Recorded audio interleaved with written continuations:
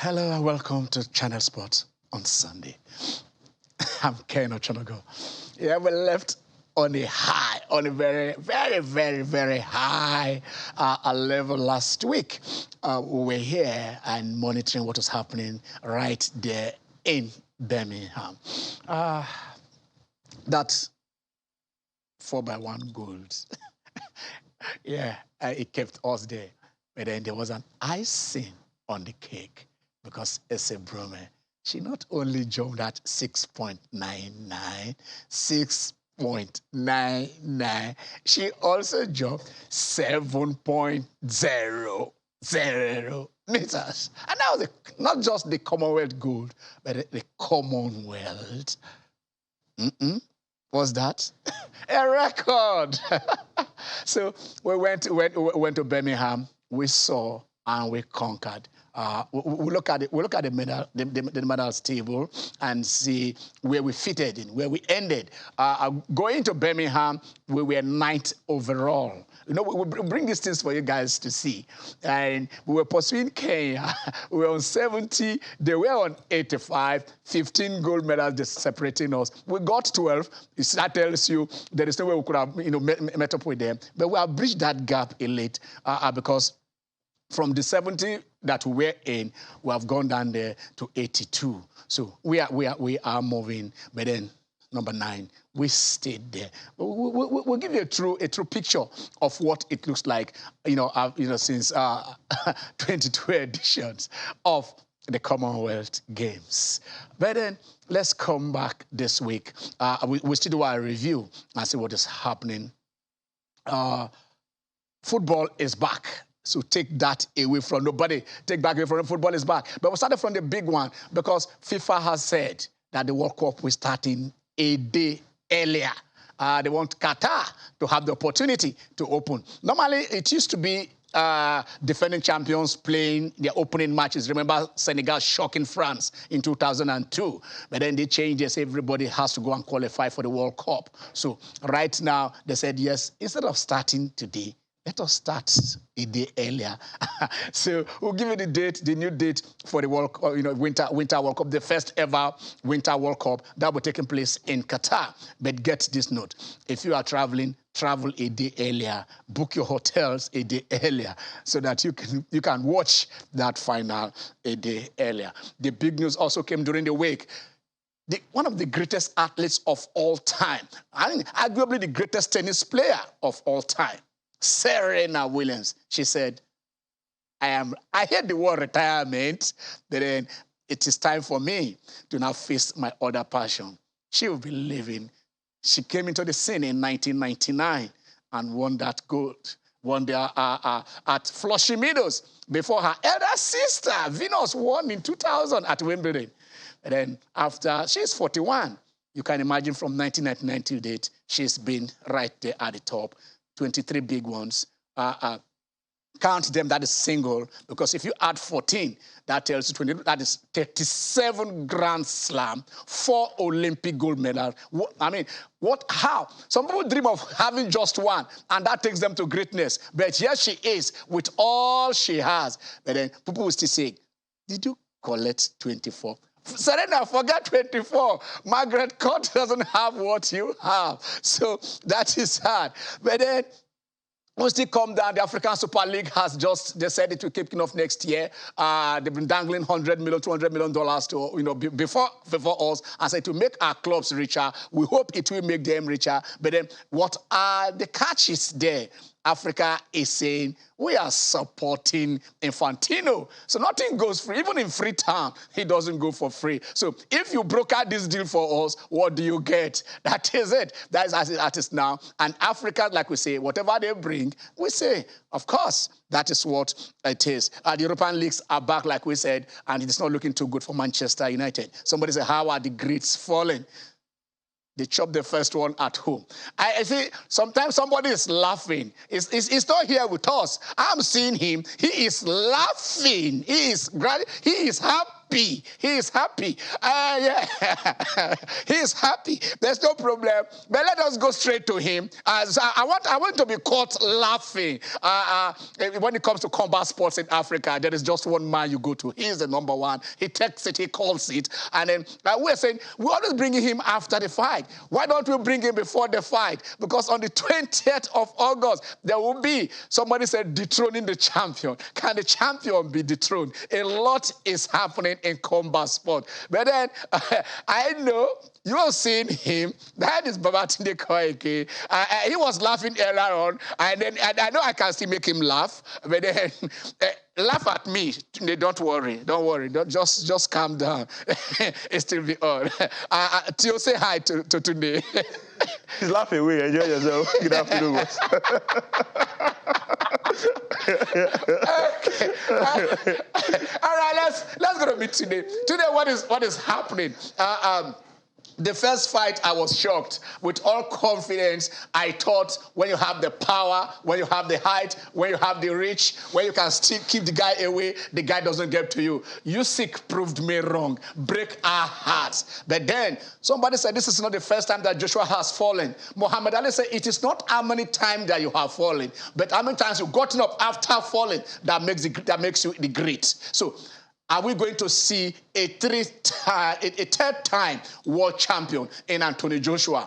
Or is that man impregnable? Is he unbeatable? Is he untouchable? Is he unreachable? The Usyk, the man whose hometown, whose country is under siege, but he said, I'm doing it for myself, I'm doing it for my country. Today, let's get your take on Usyk Joshua 2.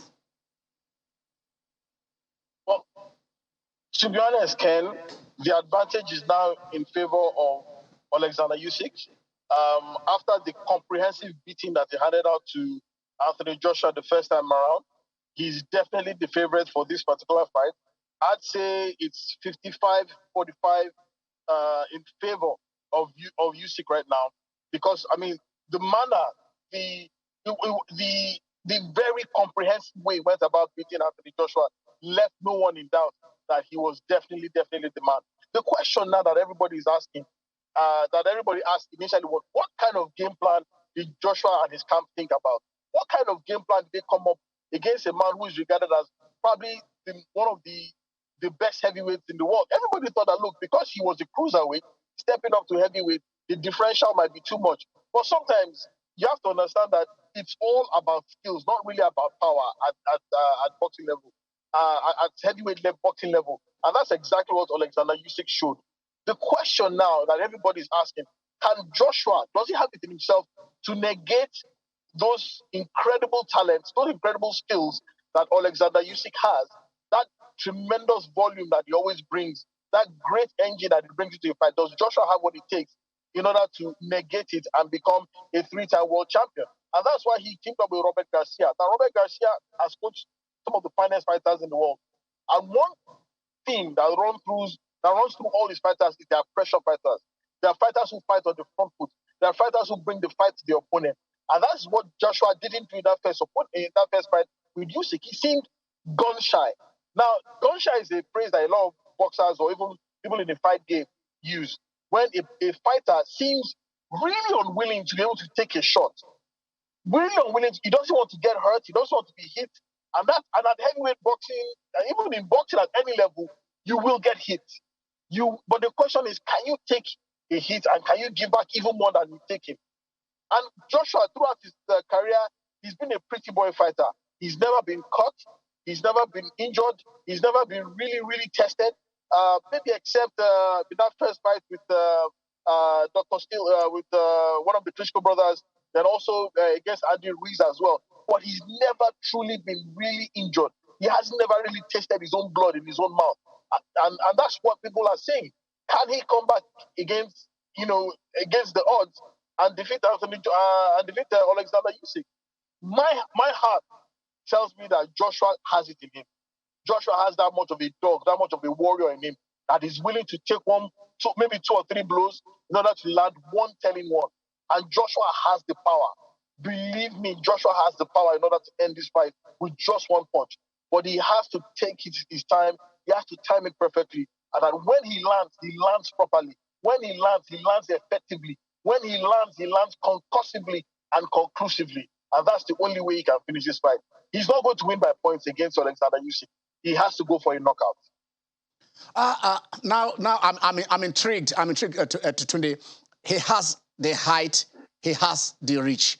Why can't he outpoint? Why can't he fight safely? Like you said, in the second fight that, you know, after he lost his belt, he fought from a distance. Of course, Joshua is a little bit shorter. He fought from a distance. Why can't he use that? Why?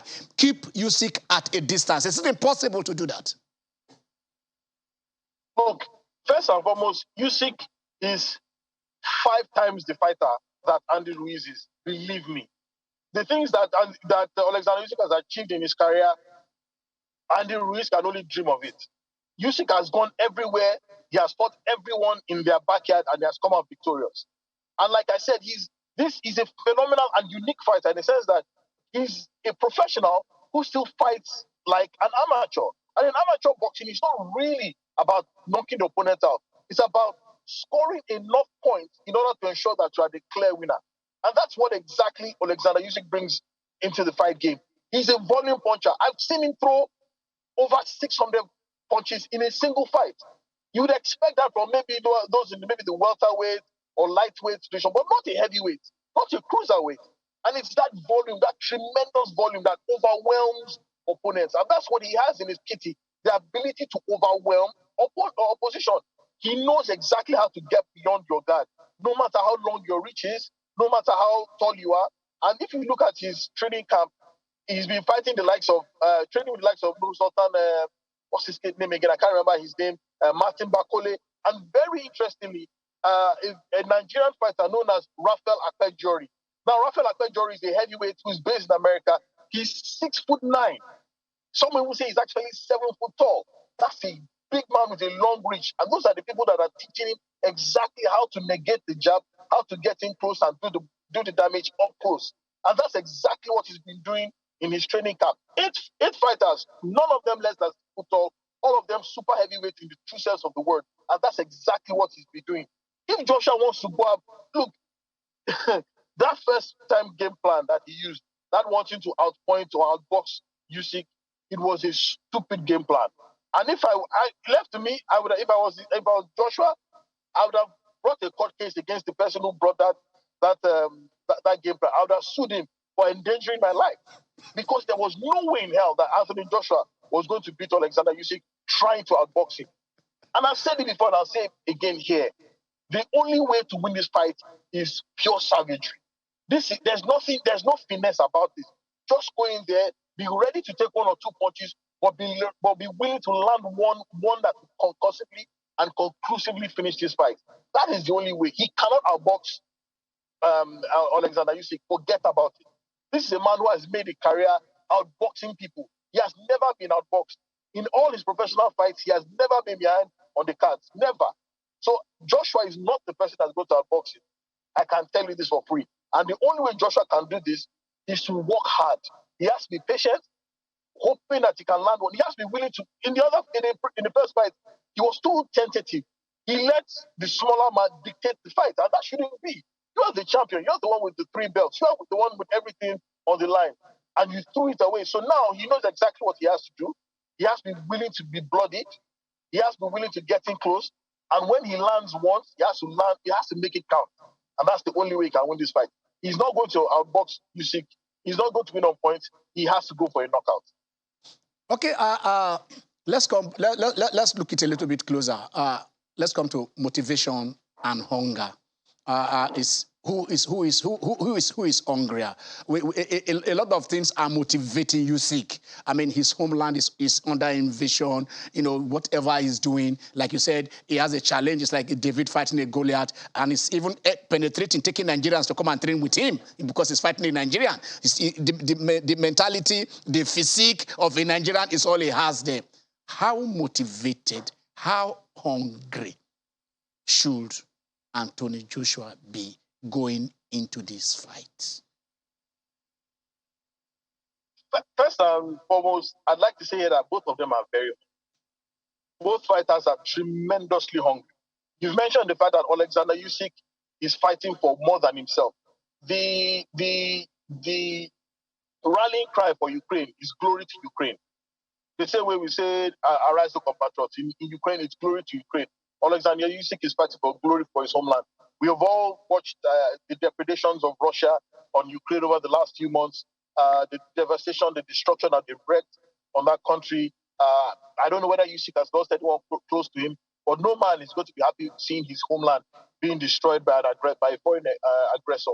And that's why Alexander Usyk has made it very important that beaming this fight live, free to the whole of Ukraine was key in negotiations. And the organizers in Saudi Arabia, they accepted that fight is going to be free on all the TV stations in Ukraine, while people around the world are paying for it. Now, this is a man who understands that he's carrying the hopes of an entire country on his back, and he cannot afford to fail at the highest level, because this kind of win can only serve to bring the focus back on Ukraine. And the foreign media, on all the major networks, the one Ukraine has seemed to have died down a little.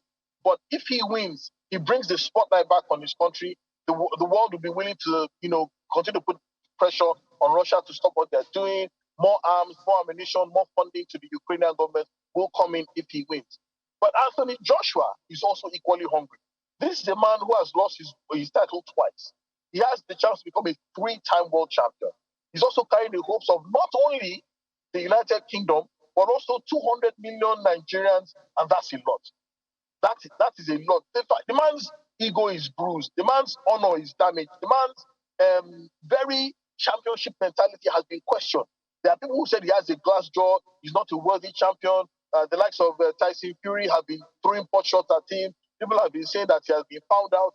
This is when and where he will make his mark in history. If he can win this fight, he will go on to achieve great things, because this is the biggest test of his career. Nobody believes, very few people, if you ask probably 10 people, 7 of them will tell you that they don't think that Joshua can win this fight. And the very fact that he's been completely written off is driving and fueling his hunger. So I'd say both men are equally, this is what makes it such a compelling fight. Both men are fighting for different reasons. One is fighting for personal glory, one is fighting for national pride.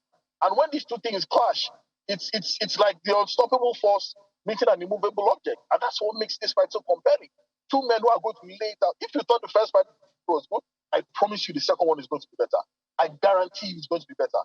And the good thing about that fight is it's going to be shown at UK time, which is around 10:45 time, Nigerian time. So a lot of people will be up to watch that one. And it promises to be really, really good.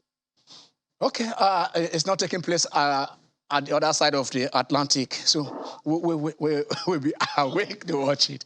Okay, let's move to the other one. He retired, then he came back and said, I am unretiring, and 3 days later he said, I am now retiring again. Today, Tyson Fury, is he retired? Has he unretired, or has he retired? What is the retirement? What is the status of his retirement as we speak? The man just likes attention. That's the honest truth. He likes the attention of being in the news, and the fact that just mere days towards a unification fight, part 2 between Joshua and Usyk. The man is throwing his name into the ring. All attention is on him because he has vacated the Ring magazine belt. If he knows that he's the son of his father and he has fully retired, let him vacate the WBC belt.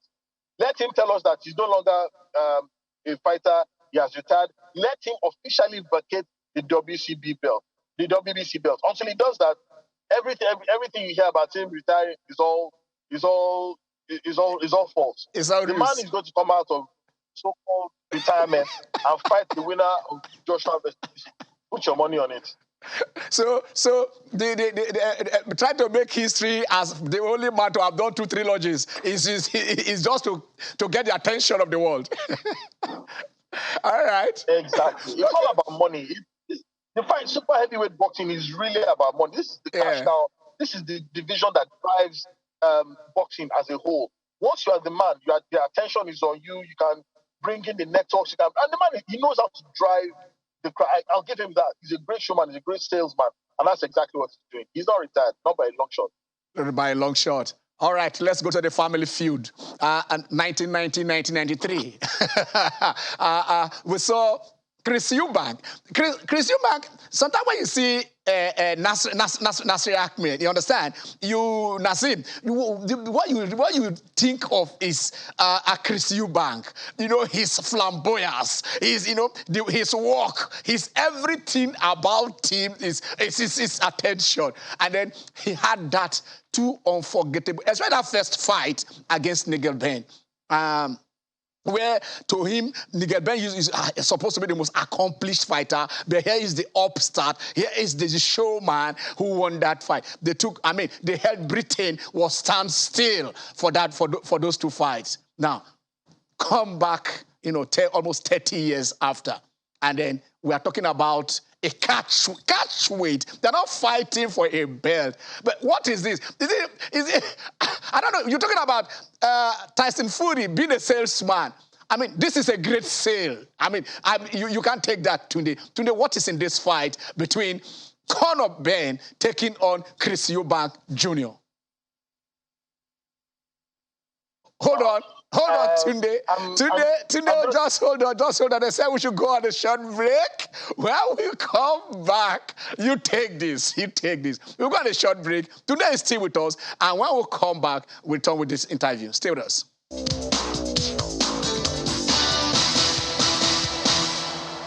Yes, I'm happy to be in the final, especially when I'm not playing too well, too greatly. But then let's go back. Tunde is waiting for us. We asked him the question. It has to be with the family feud. I mean, this feud has lasted 30 years. Probably this is the next generation. I hope maybe their children's children will not be also part of this feud. But Tunde, give us your take. It is a catch weight, but Britain is on fire for this fight, just like what their fathers did some 3 decades ago. Yeah, Ken, this is a fight that absolutely needs no selling. I can tell you as a matter of fact that tickets for that fight are completely sold out within mere hours after it was announced. Wow. Hours. I don't think it was up to an hour. Maybe an hour, 45 minutes after it was announced. Tickets are completely sold out. Like he rightly said, these two men, their fathers were legends in their time. Nigel Benn was BO champion and had 20 fights by the time that Chris Eubank Sr. was calling him out after just 10 fights. Yes. So it was almost like it was this upstart coming from nowhere. He's challenging me, who I'm an established fighter, and I'm a world champion. So the first fight was a ferocious contest between both men, with Chris Eubank surprisingly upsetting Nigel Benn and becoming the WBO champion. 3 years later, both of them running back. It was very close encounter, and it ended in a draw between both men. Yeah. I mean, Chris Eubank was so badly beaten after that second fight that during the interview he couldn't even speak. He told the interviewer, "Look, I'm in so much pain. I can't answer your question." That's just how bad both men went at it. Now, 30 years later, their children are going at it, and that's incredible. Both men. Okay, so Chris Eubank Jr. is 32 years old. He has the more extensive career. He has 34 fights, 32 wins, 2 losses, 23 knockouts. Benn also has a decent record, 21 fights, 21 wins, 14 by knockout as well. 14 by knockout as well. Chris Eubank is slightly taller by 2 inches. He's 5'10". Benn is slightly shorter. He's 5'8". But there's a 5-inch reach differential between them. I think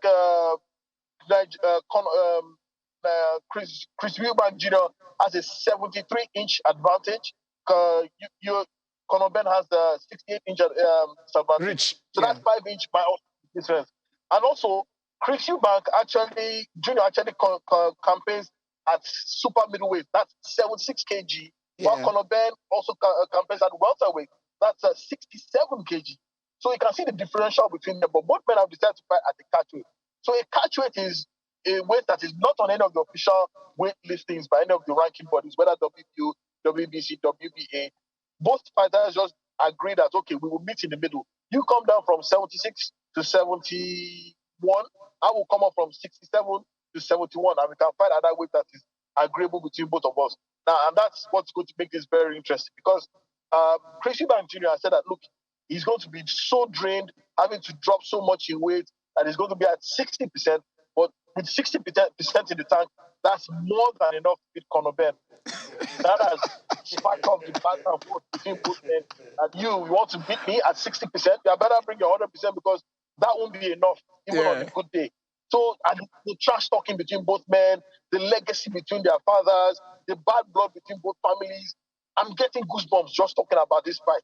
It's one that you cannot afford to miss, because both men will fight for anything and everything, especially legacy, especially their family names. And when it's like calling a man a bastard. He will fight you tooth and nail, just to prove to you that he's not. And that's exactly what these two men are going at. Thankfully, both their fathers were not at the press conference. I think that was a wise decision, because this is actually about their sons. They're the ones who are taking on the legacy. Eventually, we'll see both men step out of the shadows and into the limelight and continue their timeless feud. Yeah. But this has all the making. This was a fight that just had to be made. There was no way this fight, and that's why you are seeing so much attention around it. Sold out already, the tickets. You can imagine all the pay-per-view buys that are coming from the United States, from the UK as well. The UK alone, the pay-per-views are going to be, I'm expecting quite a significant figure. They might do as much as 1 billion pay-per-views. Okay. Today, this is part one, because we'll do part 2 next week, immediately after that dethroning. But that after the fight, and we see on Sunday, there will be an EPL encounter on Monday. Yeah, I know you'll be happy trying to call this. Today you can call it. You can call it if you were man. Manchester United will take on Liverpool. It was a Monday night football. You can call it. It is your take if you want to. Huh? Well, let me just say, I don't want to tempt fate. I don't want to tempt the future. But we'll wait till then. But one thing I want to tell you and tell all Manchester United fans that are watching right now, please take heart. This will not last forever. And I'm going to leave you with the few words. Thank you today. There's only one United. Yeah. There's only one United. It's Newcastle United. Thank you very much today. See you on Sunday when we do the fight. Wow. All right, Sunday, we should be able to come to the studio and talk about Nigerian fighters. We grew up in those days where you have Obisanwo Akpa fighting, Dele Jonathan fighting, Organ Jimo fighting. I remember Organ Jimo taking Julio Rubio, the Spaniard, and then he said, this man, he knocked him down 3 times. And Julio Rubio surrendered after claiming so much heat. We saw the debate on Nduka, Edin Duku fighting Alan Richardson. I mean, before our independence, a lot of fight. For those of you who follow fighting, I tell you, someday we'll get back there. We shall go back to the ring, the fist stick, and people will defend. That is the beautiful sport of self-defense within the 4 corners of the ring, called the roped square. Let's go back. The Catalan is in the house. But then let's start and take it from there. We won't go to football yet. Yeah. Let's talk about Serena Williams. What more is there to say about Serena Williams? She came out last week and talked about the fact that, okay, yes, it's going to be hard for her to do this, in a statement that she released saying that she was basically retiring from the sport, I think after the US Open, saying, okay, she was a man, she'll probably not have to write all of this, but now she has to stay and take care of her baby and take care of her family, expand her family and all of that. And it caused a lot of backlash on the internet, because people began to question the fact that she didn't even need to come out and say all of those things, comparing herself to a man. Because the question is, what man is greater than Serena Williams? What man has won what she has won in terms of tennis, the game that we all love, And this is a woman that burst into the spotlight about almost 2 decades ago, and you begin to look at the fact that she's still competing, even though quite a number of the people that are currently competing right now, talking about Iga Swiatek and the Naomi Osakas of this world, when Serena Williams burst into the spotlight, they were probably 1-2 years old, and some of them were never even born. at all, you know, and we're talking about longevity. I think she defines that word, and this one that's three up until I think 2016 or thereabout was the first time she lost in the Olympics. She prior to that time, every Olympics she had competed in, she won gold, 23 Grand Slams, and we're coming about saying that she's retiring now. See, I wish her all the best in her future endeavors, but as far as I'm concerned, with what she has achieved in the sport, I think she has done pretty well for herself. And I think they should even rename some part of the sport after her, because for me, she is the greatest of all time. Okay. She is the greatest of all time. There she is. How do you count this? She has 37 Grand Slams. Yes. Forget to say she has 23. Yeah. 23 singles. Yeah, singles, She has 14 doubles. Yeah. She has 4 Olympic gold medals. Yeah. I don't know how many gold medals that she has at the Olympics. At least across 3 Olympic competition itself, no. She has she literally inspired a generation of women who want to play tennis and literally even go into sport, because it's a matter of beauty, because she's a very beautiful woman, and then when she goes on the court, she's almost flawless. She's spending almost 73 weeks as world #1. Again, I mean, this woman has seen it all. She's done it all. Alongside her sister, I think you talked about the fact that you're always talking about their mom, the womb, you know, the womb that produced Serena and Venus Williams, and it's just fire for me. Yes, it's coming to an end. I really hope she can end her career on the high, because I know the girls right now are not smiling. But then again, it's always Serena Williams, and for me, I think she's, like I said, the greatest of all time. Ken. In fact, all the tennis players now are praying that let them play one-on-one with her before she retires, including the world #1. Iga Swiatek. But then she will play her next match tomorrow, and it's against the sweetheart, the British sweetheart, Emma Raducanu. So what a match that will be! Yes. I mean, every day when she lost to Belinda Bencic in the last match, Belinda was. I mean, it is like, yes, thank you. I have this opportunity. It's an opportunity. I don't know, just to stand in your presence. You know? Exactly. You know. And, so that is Serena for you, and then we'll follow her. She said that the Cincinnati Open is on now as we move towards the US Open, where she will say a final goodbye. She says she doesn't like talking about retirements. She's bad at saying goodbyes, but then what she's saying is there are other things that are preoccupy her that she wants to concentrate on. Ken, Serena is 41 years old. And my question is, how many athletes can play till they are 41? How many was in their 30s? I'm not even just talking about tennis now. I mean, across any sport. Across any sport. How many people can play? And she actually took time off to go and have a baby. She came back. I mean, Ken, it's sad. Like, it's sad saying goodbye, but I know she's, if not one of your greatest athletes. Like, I know how much you revere and how much you talk about Serena. But Ken, it's Serena, and I'm watching her.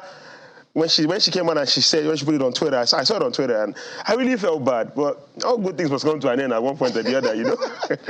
All right, she aptly named her daughter Olympia. I mean, you can be how? It's befitting. That is befitting.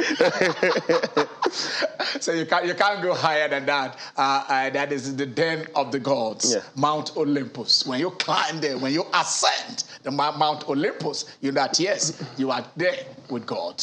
That is the gods then, not this one now. Okay. Before we go to football and open the lines for you guys to join us, you will join us today. We'll open the lines. Let's just take a catch up of Birmingham 2022. Yes. Let's see the medal table. Nigeria finished 7th. Yes. We have 12 gold medals. This doesn't tell well. I think it is high time. Channel Sport on Sunday will bring back a female presence on this team. Yes.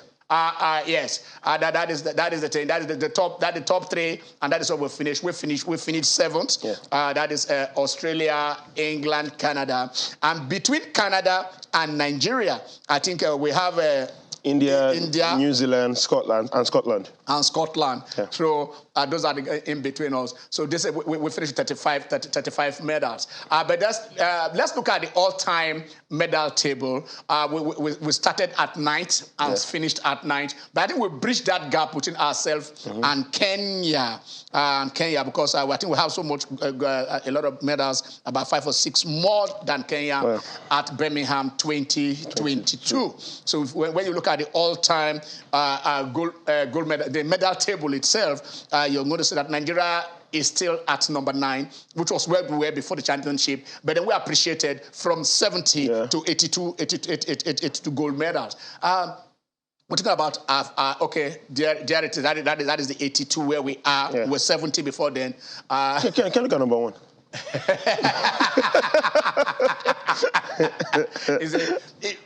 Let me tell you something. when you get admission into the university, and you are doing a 5-year course, it looks as if it is not ending. After the euphoria of the first year, your second year is, and your third year are the longest years you spend on campus. But then, if we are looking at 1003, they will be demoralized. And let us celebrate our 82. Let's celebrate our 82. That's even Canada with 510. Guy, how you want to? How? Even if we are getting 12 gold medals every year, it will take us how many years to get 1,000? You have to be almost 100 years, almost 100 editions to do that. So at the rate at which we are doing, but with 200 million Nigerians, if the way our daughters gave us 12 gold medals, that our sons also gave us 12 gold medals, we should have been, I mean, by now, instead of... would have finished fourth, because India had 22 gold medals. You see? At the tournament itself. Well, Ken, you know, Baba said last week, where we talked to him from the United States, and he said, a high jumper. Yeah. She won gold, obviously. World record at... okay. No, I mean a world record at the championships, athletic championships, and then gold here again at the Commonwealth Games. Yeah, so the hurdles. Yes, I mean hurdles, hurdles. Now, how many females are doing what? She said about 20. About 20 of them. At that level? At that level. In Nigeria? In Nigeria. Yes. So when you have those about 20, max 30 people competing, and we know how difficult it is. At least to a large extent, we've had Dan Igali on the show a couple of times, and talks about what it takes to just take one athlete for one meet. Just one athlete, what it takes to sponsor one athlete. If you're looking at getting an Olympic gold or targeting a championship, you start like 5-6 years earlier, and you have to go for competitions, both in Africa and outside of the continent. You have to remain competitive. I think this is where they were received when they landed, giving the Heroes World Cup. Our heroes. Our heroes, yeah, and deservedly so, because they went there and they flew the flag. Were they heroes or heroines? The heroines, yeah. We should correct ourselves. Heroines. You know, and it's been in the making. It's been in the making because they didn't just. We've seen consistency. In Toby's case, we saw her literally speak it into existence. I do not worry. A time will come when you will celebrate me, and I will get there. And of course, look at her right now. The whole world. I remember when she ran at Yabatek then, but we couldn't capture it because I think the timer was 40. It malfunctioned. Exactly, it malfunctioned. You know, but I remember somebody on this show then said that. Watch out for her, because people that were there saw what she ran, and they saw how that she actually beat that time, but it was not recognized. Only for her to come to the athletics championship and she literally smashed it, causing controversy on the internet. Remember with Michael Johnson and everybody talking and all of that. But look at her today. Look at the rest of the women. It's not even in wrestling. Ken. Yeah. Oh my. Wrestling. Weightlifting. It's our star. Yes, exactly. What Igali is doing is indescribable. Exactly. What Igali is doing is what we should emulate. What Igali is doing should be how is doing it. It should be the template for other federations to moving forward. We're not bringing anyone down at all. But we are saying here is a federation that will not cry that because there is no money, we cannot go. If it is 10 that we can send, if we wanted to send 20, we try to send 12. With source, Igali goes from one governor to the other trying to source for funds. Igali goes from one corporation, corporate body to source for funds. Igali has, there is a mat right there in Port Harcourt, in Yenegua, where coincidentally, the wrestlers camped. Yeah.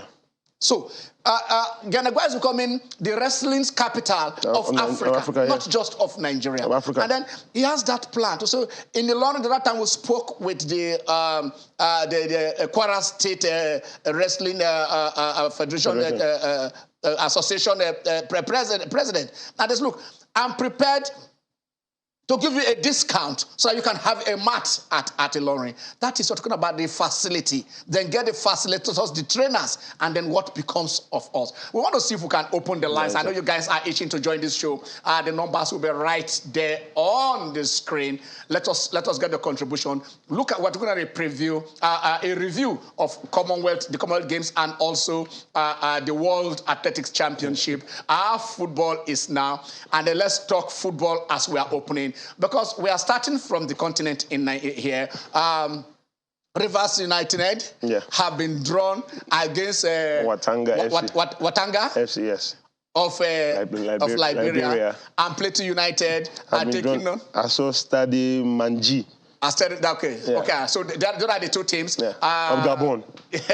Rivers United is going to play in Liberia, while Plateau United is taking as well. That is the preliminary round of the CAF Champions League. Now, after this, if Rivers United are able, to qualify ahead of Watanga, they take on who? Why Casablanca? They take on with that Casablanca, the defending champions. And if Plateau United able to send Nanji out. I think we're playing Esperance. They play Esperance. Of Tunisia.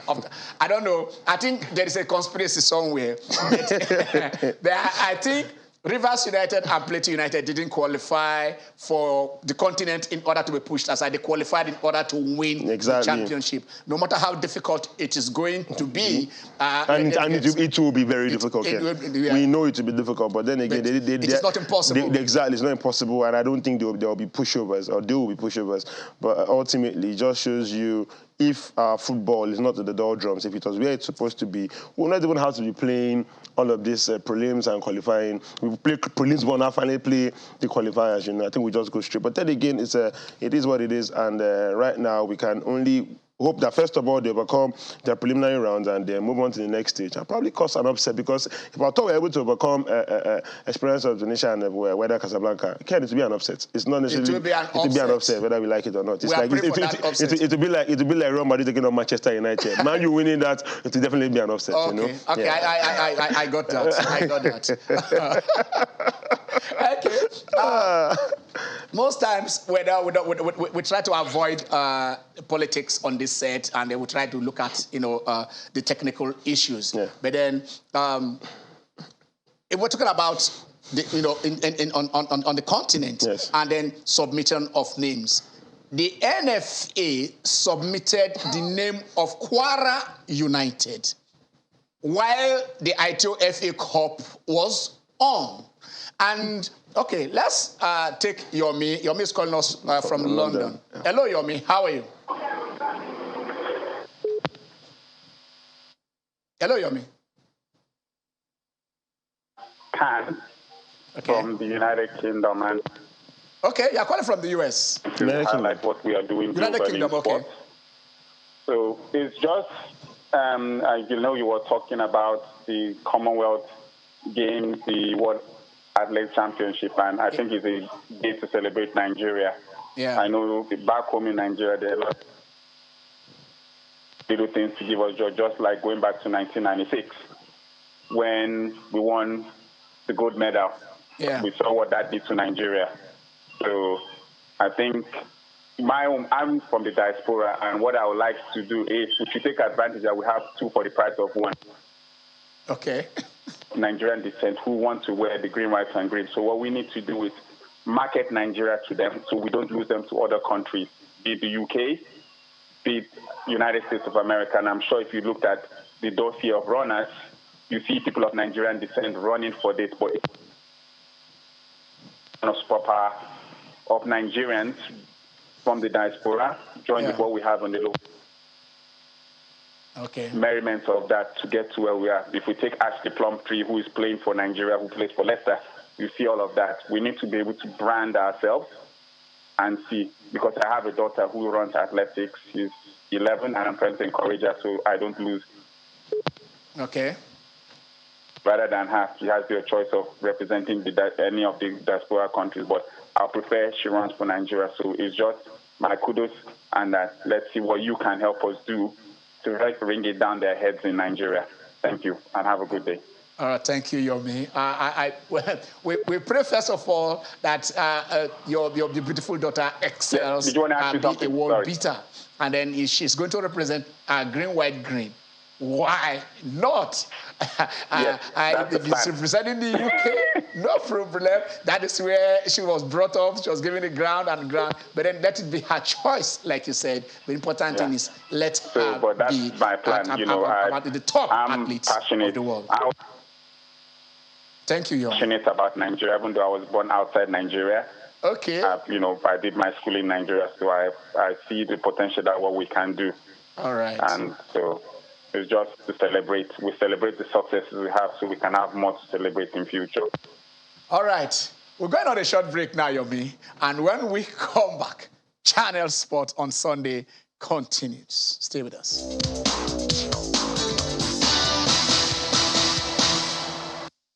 Okay, you're welcome back. It is the Channel Sport on Sunday. The lines are still open. Manchester City are trying to defend their title. Want to win the fifth title in 6 years. Guys, becoming a monopoly. But then Arsenal said, we have a Jesus, so we have a savior. They won 2 out of 2. But for Manchester United, the story is not the same. But then let's see those results. But before we went on break and Yomi called, let us not cut this. Like I said, the FA submitted the name of Kwara United to go for a cup, CAF Confederations Cup of a representative following Remo Stars. The third place, that is, before we used to have the Champions Cup and the Cup Winners' Cup. And then when you win the league, you go straight to represent go Champions Cup. If you win the FA Cup, you go to play the Cup Winners' Cup. I think it was in 19... Okay. Fabi. Hello, Fabi. Fabi, how are you? Fine. Yeah. Go on. Good afternoon. Good afternoon. Yeah. I'm just wondering why. Good afternoon, Ken. Yeah, good afternoon. Good afternoon. I'm just wondering why you did not give this arrival. I'm wondering why you did not give the arrival of the contingent the prominence that it deserves. Apologies. We started with our pundit. Normally, that is what we would have started. Normally, that is how we do it. All the stations. Yeah. This is how you can inspire the younger ones coming up. Yeah.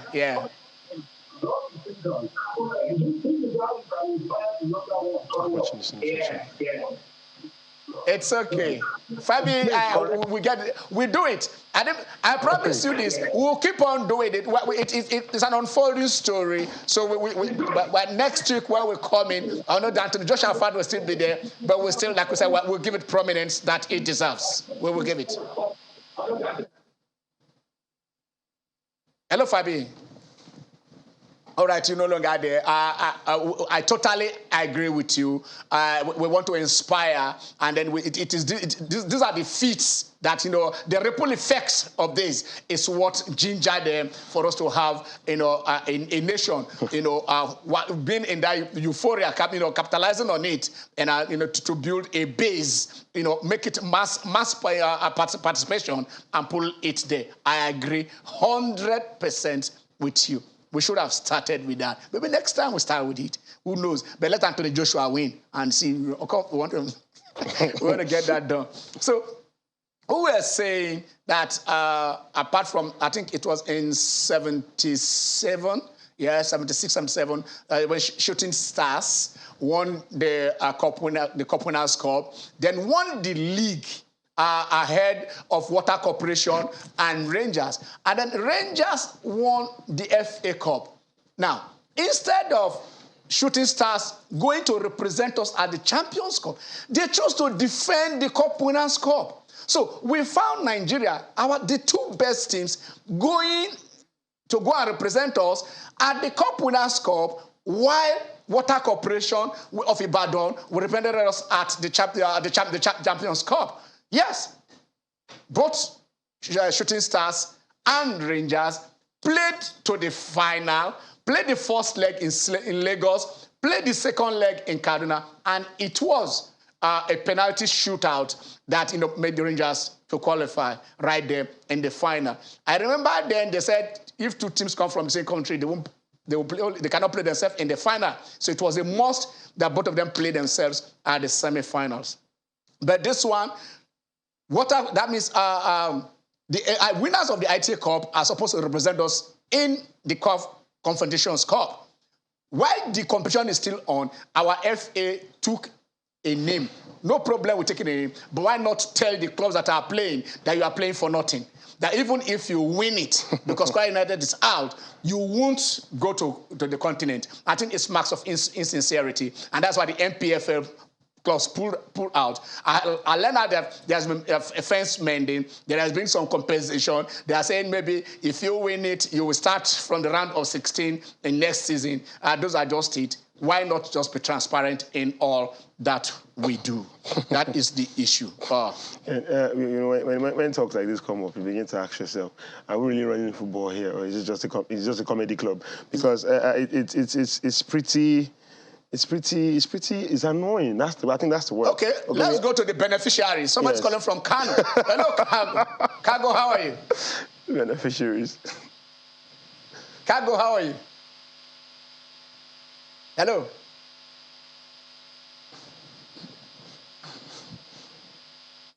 I hope you are still there, because if you're a Kwara United fan, let us know. Oh my God, we lost him. Please try to call back. I want to know how Kwara is feeling with this award that you guys have been. It literally is an award, because you are supposed to compete, win and qualify.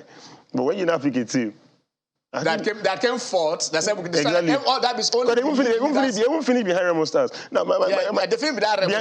Behind Remo will be going. Exactly. No, Ken, I don't know how did they put name in a hat and then shuffle it? They just followed. I think the rules actually said if you have not done your FA Cup, or it was not played, probably you go to the last winner to represent you. But if you have started and you have not come there, there are other reasons, or any other reason you can take from the league. But it is not the transparency. Exactly. You would have told them, that is, look, this is the position. This is where we are doing what we are taking the decision. Why we want to do. We don't have enough time to submit the name, because we would have been able to finish the competition in terms to meet up with meet up the last date for submission. Yeah. You would have done that, and they will not, because they just played a grueling league, 38 matches league, traveled all over the country. Yeah. They have to keep the players instead of going for knowing that what they are fighting for is almost nothing. It's a breach of trust, and that is just why they were angry. But I think the house is coming back together now, and that is what they are saying. Yeah. Let us take the league result. Let us take from England, because I know we are going. All right, but Adewumi, all right. Hello, how are you? From Kaduna. Yeah. Adewumi, how are you? Oh, I'm fine. How are you? Fine, very fine. I learned that Falconets are playing today. Do you know the time? Which people are playing today? Falconets, the under 20. Their time. The last match they played around 12 a.m. I will find out. We didn't take that down, but I will let you know. We'll let you know before this show ends. We'll let you know on the 20. 9. It's my 9 p.m. 9 p.m. Okay. It says 9 p.m. Nigerian time. Okay. Yeah. Thank you. All right. Thank you, Wumi. How is Kaduna? Fine. Okay, we'll miss off. All right. So let's just take the leagues. I will remember that, like what I've said, United were beaten 4-0. Man City won 4-0. So it's Manchester City at the top, Manchester United at the bottom. All right. So Aston Villa, first match of the day, defeated Everton by 2-1. I think I don't know who will get sacked. Who will get sacked to Frank Lampard or Eric Ten Hag. Everton has lost 2 matches. Everton has lost 2 out of 2. But at least they put up a fight on Manchester United. Okay. Then Arsenal playing 4-2 against Leicester City. Gabriel Jesus grabbing 2 goals and 2 assists in that one. Brighton and Hove Albion playing in the goalless draw against Newcastle United. And of course, when the Premier League official Twitter handle tweeted, which was your result of the weekend? No, okay, Manchester City defeated Bournemouth by 4 goals to 0. Without Haaland scoring. Yeah, exactly. Haaland didn't get a goal in there. I think Phil Foden. What's his name? I think Eric Gundo got to go, and Kevin De Bruyne, of course. Sweet goal, the second goal. Yeah, the outside of the foot, I think, was very impressive. And Leeds playing a 2-2 draw, a very interesting game against Southampton. I think Joe And then there is a Nigerian. He has scored his. He has scored his goal for Southampton. His goal for Southampton. He has opened his scoring. Yes, then Wolverhampton Wanderers playing the goalless draw against Fulham, and of course Brentford. And that is the result. The result of the Brentford. Doing it in the first half against Manchester United. The first time United has conceded 4 goals in the first half of any Premier League match. Ken, I know, in as much as this, we love to banter and we like to talk about things like this, but I began to ask, what exactly is wrong with Manchester United? Can we take the results from Spain? Ken. Jose Mourinho said something. I really don't like to agree with him. Yeah. But he said his biggest achievement was finishing second with this Manchester United team. And then has he finished ever second since he left United? My point exactly, because apart from Ole Gunnar Solskjaer, who also finished second. Yes. It's I don't know. Ken, these guys know how to play football. I saw Bruno Fernandes 2 seasons ago. I saw Marcus Rashford. Quite a number of these guys were really, really impressive. And all of a sudden, begin to ask, are they not the same players? The constant, since how many years has Diego Simeone been at Atletico Madrid? And look at the players that you have at Barcelona. Look at the players you have at Real Madrid. Yeah. There has to be a continuum. Even when the same Jose Mourinho came in, he wanted a mass clear out, trying to build his own team. And he didn't have confidence in some of the players he bought. Yeah, true. You understand? So the problem with United that the player they spent big on has not been able to deliver. Pogba was almost injured. Cristiano Ronaldo came in. It was trying to play disjointed the team because everybody was playing to him. Well, true that, but then again, he scored goals. I think it's a team. It's supposed to be a team effort. When Guy said he scored, I agree with you. It's a team effort. Everybody has their job to do. Exactly. But those who were scoring when he came in were no longer scoring because everything was gravitating to. I'm not blaming him. Yeah. I'm saying the system. If you don't give him the ball, that's why you don't give it to him. Yeah. But he is not as fast as he was. He's not as agile as he was. He's not as accurate as he used to be. And that is the thing. So it is a liability. If he has to play 19 minutes, if he has to be the one to deliver. But he tried to push for a move out of Manchester United, but the club didn't give him one. Yeah. It's a contract. But to me, if a player wants to leave, allow him to go. Yeah. I totally support that. And let's go to Spain. I think there was a result played in Spain. Yeah, of course, there were matches in Spain. There are matches. Yes. Can we take the results in Spain? Yes. That's Eriksen. Eriksen is a great player. Let's hope they will blend. Let's see. In Spain, Osasuna defeated Sevilla home 2-1. Celta Vigo played a 2-2 draw with Espanyol. Real Valladolid losing at home to the Yellow Submarines of Villarreal. And of course, Barcelona at the Camp Nou, the Spotify Camp Nou. For the second year running, has not able to beat Rayo Vallecano. They lost last season at home to Rayo. And this season, they even finished with 10 men. Yeah, with 10 men. Sergio Busquets, picking up a red card after Radamel Falcao. I think immediately after Falcao came on that one, it was just a battle between the both of them. But we saw Rayo Vallecano's approach to the game, 11 men behind the ball for for large spells during that one. Barcelona literally struggling to break down that very stubborn. You're not talking like that very stubborn Rayo defense. You know, Ken, you need to understand that Barca is actually still in the rebuilding process. Before yesterday, they thought we should be able to register their players. We'll talk about that. Take the fixture. All right, so today we see Cadiz will be taking a Real Sociedad. Valencia will be hosting Girona. Real Madrid, defending champion, of course, Champions League winners will be going away from home, visiting Almeria, and Atletico Bilbao will be hosting Mallorca.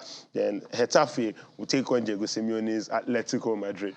All right, so let's go. That is France. Yeah, in the French league, Nantes playing 1-1 draw with Lille, and Monaco equally same result with Rennes, and of course PSG with Neymar on fire, scoring a hat-trick, 5 goals to 2 against Montpellier, and fixtures. Okay.